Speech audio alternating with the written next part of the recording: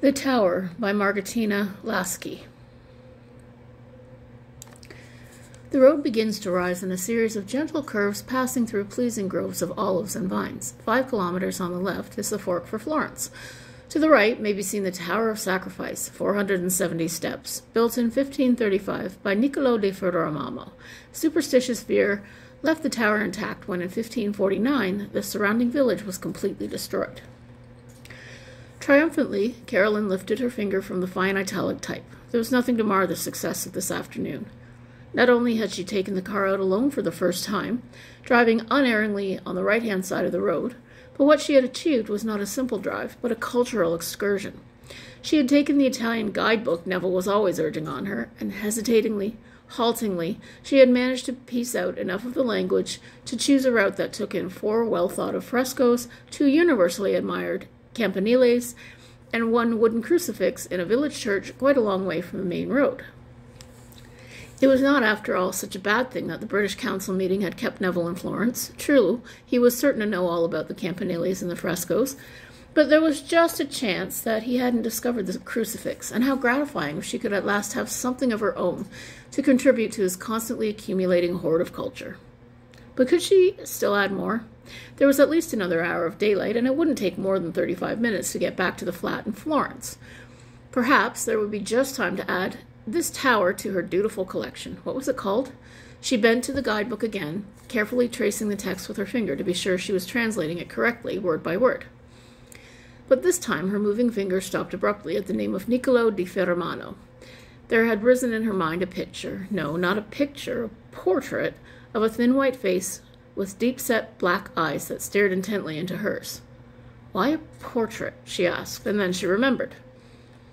It had been about 3 months ago, just after they were married, when Neville had first brought her to Florence. He himself had already lived there for 2 years, and during that time had been at least as concerned to accumulate Tuscan culture for himself as to disseminate English culture to the Italians. What more natural that he should wish to share, perhaps even show off, his discoveries to his young wife. Carolyn had come out to Italy with the idea that when she had worked through 1 or 2 galleries and made a few trips, say to Assisi and Siena, she would have done her duty as a British Council wife, and then could settle down to examining the Florentine shops, which everyone told her were too marvelous for words, but Neville had been contemptuous of her program. You can see the stuff in the galleries at any time, he had said, but I'd like you to start with the pieces the ordinary tourist doesn't see.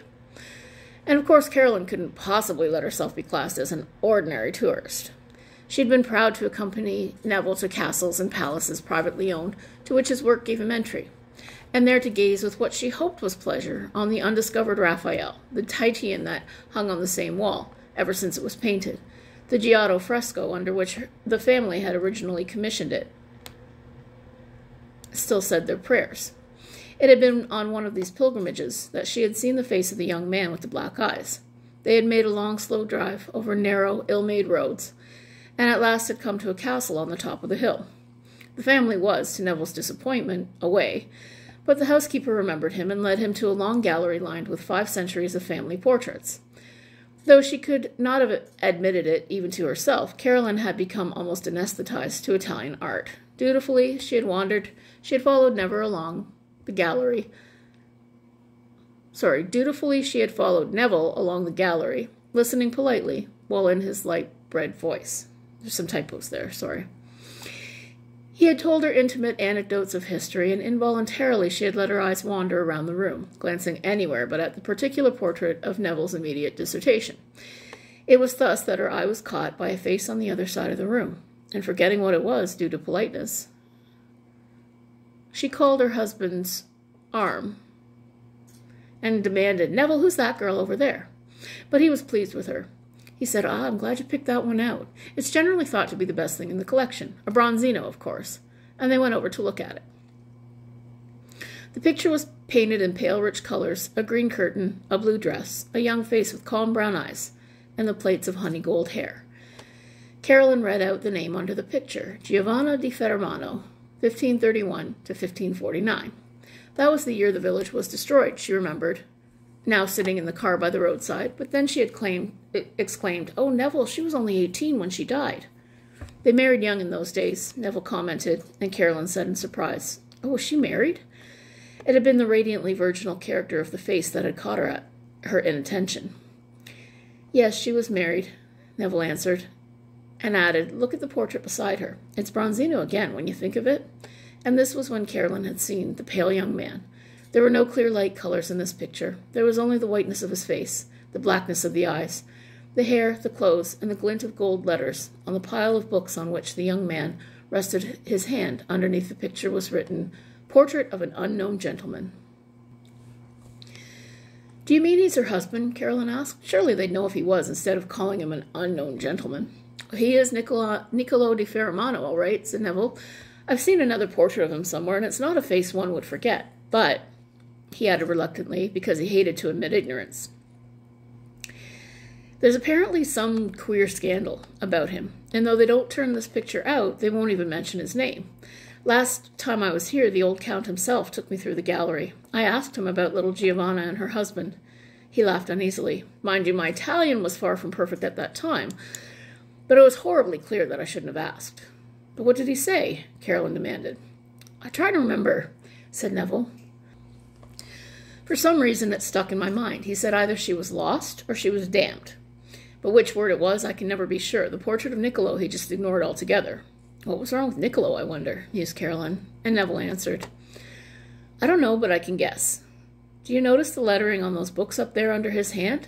It's all in Hebrew or Arabic. Undoubtedly the unmentionable Niccolo dabbled in black magic." Carolyn shivered. "I don't like him," she said. "Let's look at Giovanna again."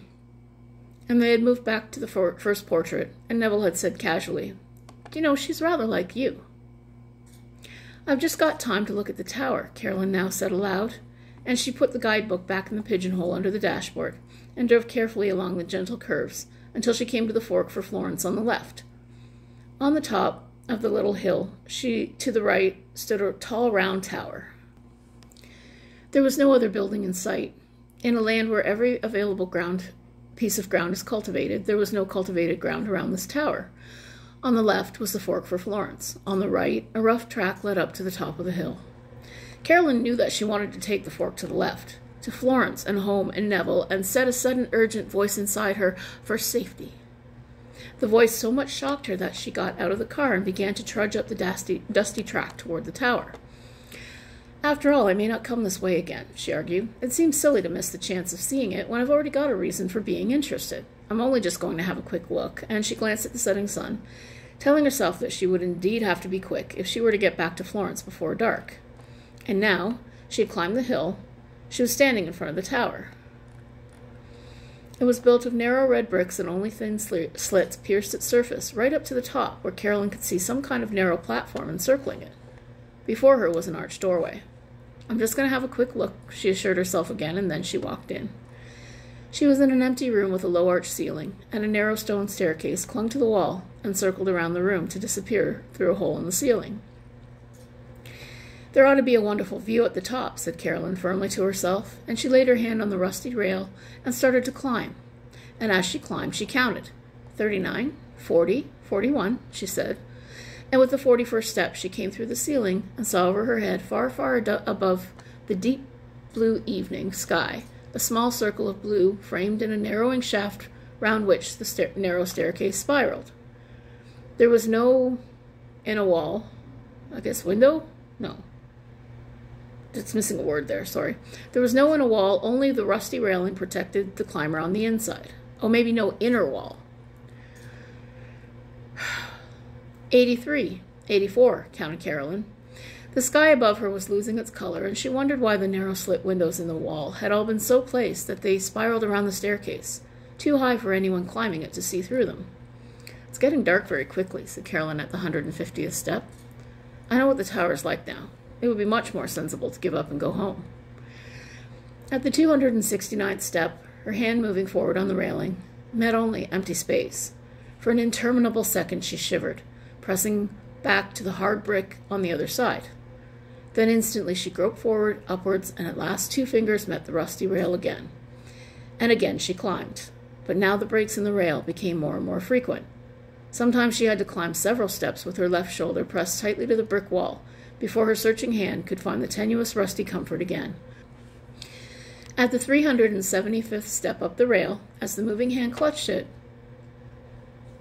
crumpled away under her fingers. I'd better just go by the wall, she told herself, and now her left hand traced the rough brick as she climbed up and up. 422, 423, counted Caroline with part of her brain. I really ought to go down now, said another part. I want to go down now. But she could not. It would be so silly to give up, she told herself, desperately, trying to rationalize what drove her on. Just because one's afraid, and then she had to stifle that thought, too. There was nothing left in her brain but the steadily mounting tally of the steps. 470, said Caroline aloud with explosive relief, and then she stopped abruptly, because the steps had stopped, too. There was nothing ahead but a piece of broken railing barring her way, and the sky drained now of all its color still some 20 feet above her head. But how idiotic, she said to the air. The whole thing's absolutely pointless. And then the fingers of the left hand exploring the wall beside her met brick, not brick, but wood. She turned to see what it was, and there in the wall, level with the top step, was a small wooden door. So it does go somewhere after all, she said, and fumbled with the rusty handle. The door pushed open, and she stepped through. She was on a narrow stone platform about a yard wide. It seemed to encircle the tower. The platform sloped downwards, away from the tower, and its stones were smooth and very shiny. And this was all she noticed before she looked beyond the stones and down. She was immeasurably, unbelievably high and alone, and the ground below was a world away. It was not credible, not possible, that she should be so far from the ground. All her being was suddenly absorbed in the single impulse to hurl herself from the sloping platform. I cannot go down any other way, she said. And then she heard what she said and stepped back, frenziedly clutching the soft, rotten wood of the doorway with hands sodden with sweat. There's no other way, said the voice in her brain. There's no other way. This is vertigo, said Caroline. I've only just got to close my eyes and keep still for a minute, and it'll pass off. It's bound to pass off. I've never had it before, but I know what it is, and it's vertigo. She closed her eyes and kept very still, and felt the cold sweat running down her body. I should be all right now, she said at last, and carefully she stepped back through the doorway onto the 470th step and pulled the door shut before her. She looked up at the sky, swiftly darkening with night. Then for the first time she looked down to the shaft at the tower, down to the narrow and protected staircase, spiraling round and round and round, and disappearing into the dark. She screamed, I can't go down! She stood still on the top step, staring downwards, and slowly the last light faded from the tower. She could not move. It was not possible that she should dare to go down, step by step, down the unprotected stairs into the dark below. It would be much easier to fall, said the voice in her head, to take one step to the left, and fall, and all would be over. You cannot climb down. She began to cry, shuddering with the pain of her sobs. It could not be true that she had brought herself to this peril, that there should be no safety for her, and that she should climb down the menacing stairs. The reality must be that she was safe at home with Neville, but this was her reality, and here were the stairs. At last she stopped crying and said, Now I shall go down. 1, she counted, and her right hand tearing at the brick wall. She moved first one, and then the other foot, down to the second step. 2, she counted, and then she thought of the depth below her, and stood still, stupefied with terror. The stone beneath her feet and the brick against her hand were two frail protections for her exposed body. They could not save her from the voice that repeated that it would be easier to fall. Abruptly she sat down on the step. 2, she counted again, and spreading both hands tightly against the step on either side of her, she swung her body off the second step, down onto the third. 3, she counted, then 4, then 5, pressing close and close into the wall, away from the empty drop on the other side. At the 21st step, she said, I think I can do it. Now. She slid her right hand up the rough wall and slowly stood upright. Then with her other hand she reached for the railing. It was now too dark to see, but it was not there. For timeless time she stood there, knowing nothing but fear. 21, she said. 21. Over and over again, but she could not step onto the 22nd stair. Something brushed her face. She knew it was a bat, not a hand that touched her, but it was still beyond conceivable horror, and it was this horror, without any sense of moving from dread to safety, that at last impelled her down the stairs. 23, 24, 25, she counted, and around her the air was full of whispering, skin-stretched wings. If one of them should touch her again, she must fall. 26, 27, 28. The skin of her right hand was torn and hot with blood, for she would never lift it from the wall, only press it slowly down and force her rigid legs to move from the knowledge of each step to the peril of the next. So Carolyn came down the dark tower. She could not think. She could know nothing but fear. Only her brain remorselessly recorded the tally. 501, it counted. 502, and 3, and 4.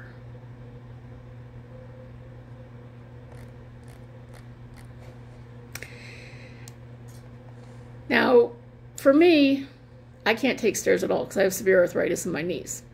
So even just the thought of taking 1 or 2 steps, my knees would be singing arias by about step number 4. But that was a pretty, I just read that one for the first time tonight. I was looking at some of the best horror short stories. And as I was reading, I was thinking about a question somebody asked somewhere. What are some horror stories where nobody dies? And I couldn't think of any movies that are considered horror stories where nobody dies. I mean, even something like Cry Wolf, or actually there was a movie called April Fool's Day where nobody died, but it was like a comedy horror. But even in Cry Wolf, at least one person did end up dying by the end of it, right? So, anyway, I should probably stop yapping. But I hope you enjoyed that story. That was The Tower by Marghanita Laski. And I hope you're reading lots of horror. Have a great day.